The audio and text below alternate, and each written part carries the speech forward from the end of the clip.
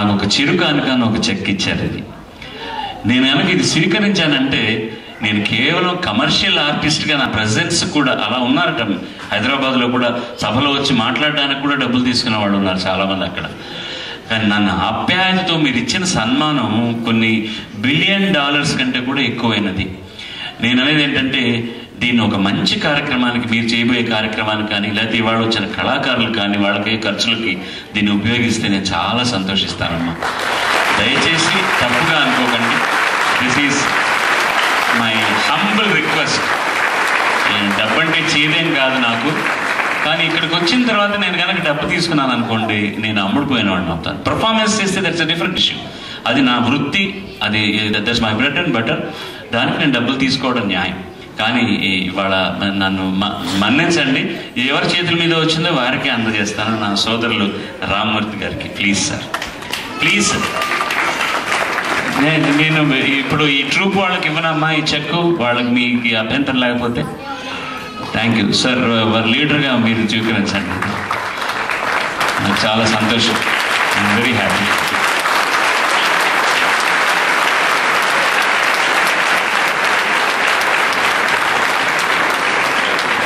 ఇది ఇచ్చినందుకు నాకు ఇచ్చే చప్పట్లు కాదు, స్వీకరించిన వాళ్ళ స్టాండర్డ్కి మీరు ఇస్తున్న చప్పట్లు.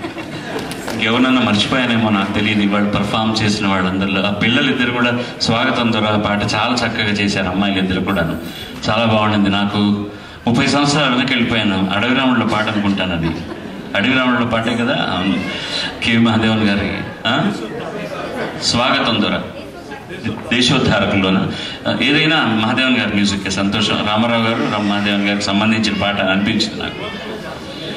రాసింది మోదుకూరి జాన్సన్ గారు. స్వాగతం. వస్తున్నాను నేను, మన వరుసగా వస్తున్నాను. తర్వాత ఇంకొక అబ్బాయి ఈ మధ్య కాలంలో వచ్చిన ఒక పాటకు డాన్స్ చేశారు. ఆయన అబ్బాయి పేరు Chiranjeevi. Sameer. Well done, very well done. But don't get carried away with those sorts of songs. I'm not very happy about those things. ఇలాంటి డాన్స్లు ఇప్పుడు సినిమాలో doesn't it dime, but you did a better job than a hero. I understand that. But don't get carried away with those sorts of gyrations. I am not for that sort of this thing. But your coordination and మీ ధైర్యం ముందు అసలు అక్కడ కోసం వచ్చాడు పడిపోతాడేమో అని భయం వేసింది నాకు.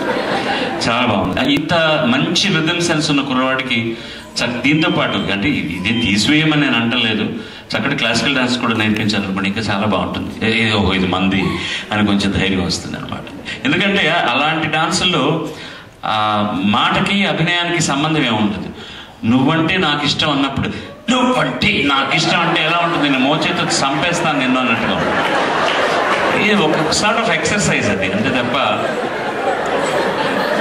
కానీ అది చేయడం కూడా అంత సులభం కాదండి. ఆ కుర్రాళ్ళు ఈ ఒక్క పాటను షూట్ చేయడానికి 4 రోజులు పడుతుంది. ఒక అసిస్టెంటు, డాన్స్ డైరెక్టర్ వీళ్ళందరూ చెప్తే వాళ్ళు నేర్చుకొని దానికి ఎన్నో టేపులు వేస్తారు. వీళ్ళు కేవలం వీడియోలో చూసి దాన్ని ఎంత ధారణ, అది సామాన్యమైన విషయం కాదు. పిల్లలకి, ముఖ్యంగా ఈ జనరేషన్ పిల్లలకి మాత్రం విపరీతమైన ఐక్యం ఉన్నది. దాన్ని మీరు ఛానల్ చేయడం, సక్రమైన మార్గంలో మళ్లించడం అనేటటువంటిది తల్లిదండ్రుల చేతుల్లో ఉంది. ఎందుకంటే నేను ఎప్పుడు పిల్లల ఈ మధ్య ఎక్కువగా మసులుతున్నాను, పిల్లల కార్యక్రమాలు తీసుకుంటున్నాను.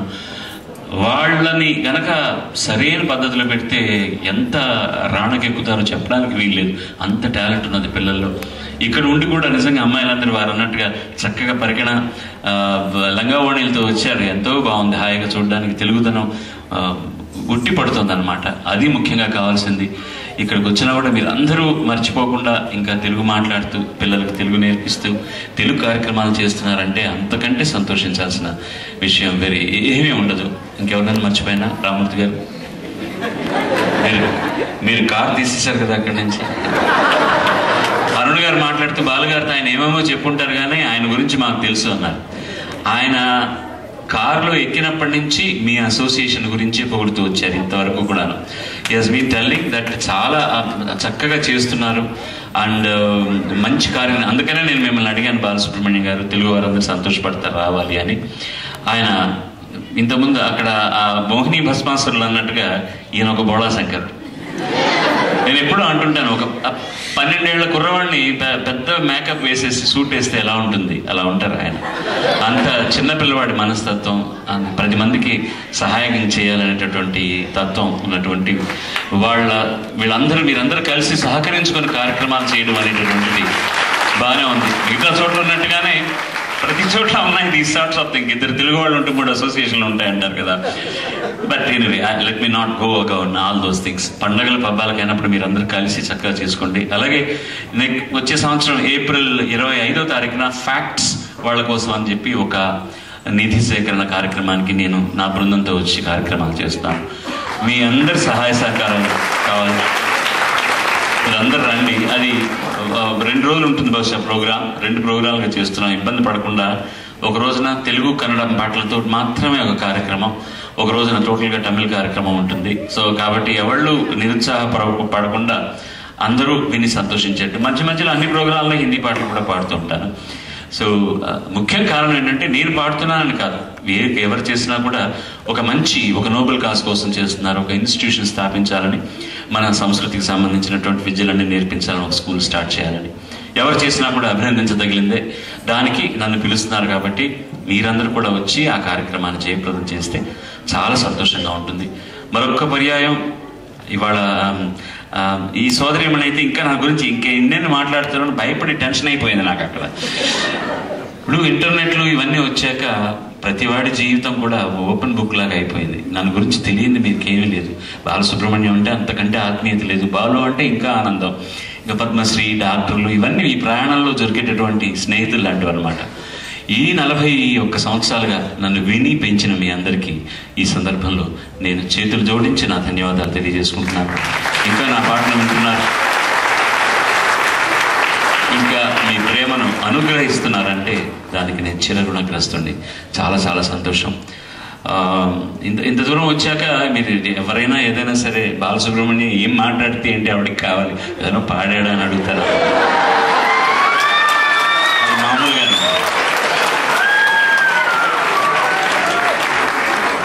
అలాంటి పాడమనో వద్దనో నాకు తెలియదు. ఇలాంటి ఇంకా కాస్త పాతకాలం అసలు ఉన్నవాడిని నేను. కేకలు పెడితే వద్దనేమోనని నాకు భయం. కొన్ని చిన్న అతిశయోక్తులు కూడా దుల్లాయన్నమాట. ఏదో మాట్లాడుతూ 40,000 పాటలు అన్నారు. నేను 40,000 పాటలు పాడలేదండి. ఐఎమ్ వెరీ ష్యూర్ 35,000 పాటలు మాత్రం డెఫినెట్గా పాడాను. పైన ఎన్ని పాడాను నాకు తెలియదు. పెంచుకుంటూ పోతున్నారు అభిమానంతో అందరూ అనమాట. ప్రతిసారి నాకేమో ఉబ్బిపోతున్నాను ఆ దెబ్బతోటి. ఎక్కడో చోట ఆకపోతే కష్టం అవుతుంది. ఎన్ని వేల పాటలు పాడాము అన్నది కాదు ముఖ్యమైన విషయం, ఎన్ని మంచి పాటలు పాడాము, ఎన్ని పాటలు ప్రజాదరణకు నోచుకున్నాయన్నది ముఖ్యం. అన్ని వేల పాటలు పాడడానికి కూడా కేవలం బాలసుబ్రహ్మణ్యం శక్తి ఒక్కటే సరిపోదు. చక్కటి పాటల రచయితలు, సంగీత దర్శకులు, నిర్మాతలు, దానికి సహకరించినటువంటి అద్భుతమైనటువంటి వాద్య కళాకారులు, దాన్ని అభినయించినటువంటి కళాకారులు, ఎంతోమంది సమిష్టి కృషి. ఒక పాట ఎవరి సొంతం కాదు, ఎవరి జాగీర్ కాదు. పాట అన్నది అందరికీ సంబంధించింది. నా పాట నేను మాత్రమే పాడుకుని నేనే వింటే ఏం బాగుంటుంది? అందరూ విని అభినందించినప్పుడే పాటకి ఒక అద్భుతమైన పరిణామం దొరుకుతుంది అనమాట. సో కాబట్టి ఇందులో మీ భాగస్వామ్యం కూడా ఉంది, అందరి భాగస్వామ్యం ఉంది. నన్ను ఇంతవాడిని చేసినటువంటి ఎంతోమంది మహానుభావులు, తెరవెనక భాగవతులు ఉన్నారు. వాళ్ళందరూ కూడా ఈ సందర్భంలో నేను కృతజ్ఞతలు తెలియజేసుకుంటూ, ఎన్ని పాటల్లో మీకు ఇష్టమైన పాట ఏదంటే అని అడుగుతాడు. ఏమని చెప్తాం? ఎన్ని పాటల్లో ఏది ఇష్టం అంటాం? ఓ పాట ఒక పద్ధతికి ఇష్టంగా ఉంటుంది, ఓ పాట మరో సాహిత్యానికి ఇష్టంగా ఉంటుంది, ఓ పాట పర్ఫార్మెన్స్కి ఇష్టంగా ఉంటుంది. అందుకని మీకు ఏవి నచ్చితే అవన్నీ నాకు నచ్చినట్టే లెక్క. మీకు నచ్చలేదనుకోండి, అది బాగలేని పాట కిందే లెక్క.